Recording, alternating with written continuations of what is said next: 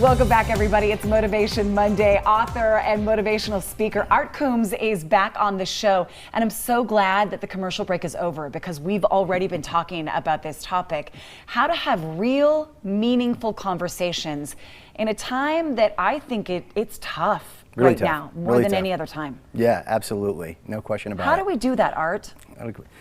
I think one of the biggest things I do, and it's really, really hard, it's super hard. So when I teach this, I'm teaching myself because I have to remind myself all the time. Start with, my perspective is wrong. Wait, what? My perspective is wrong. Because when I start with my perspective is right, if I view the world as the only correct way to view the world, it's impossible for me to see your perspective. You're not open to it. I'm not open. I'm closing off. I'm building walls. And when your walls start to encroach upon my walls, I get angry. And I want to bully. And I want to shame. And I get frustrated.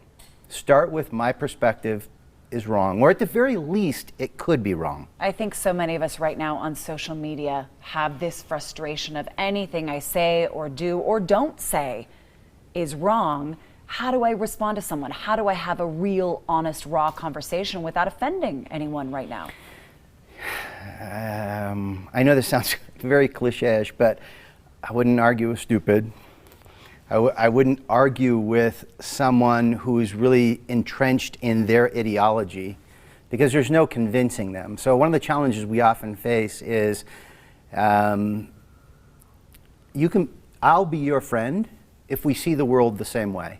If you see the world the way I see the world, I can be your friend, and you can be part of my people, and you can be part of my tribe. The problem is that escalates.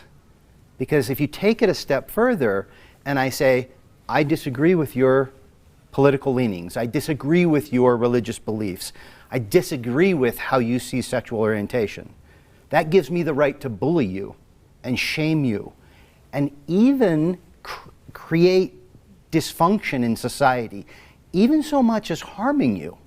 And that's what we're seeing more and more in our society is, if I disagree with you, I have a moral high ground to attack you. Not just verbally, but sometimes physically.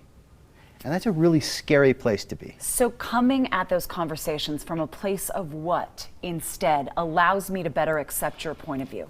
You have to come at it from a perspective of true unconditional love and empathy. And that requires that I see the world the way you see the world. I have to start with, my perspective is wrong. I like this quote that's on the screen right now. Your opinions should never undermine and erode empathetic compassion.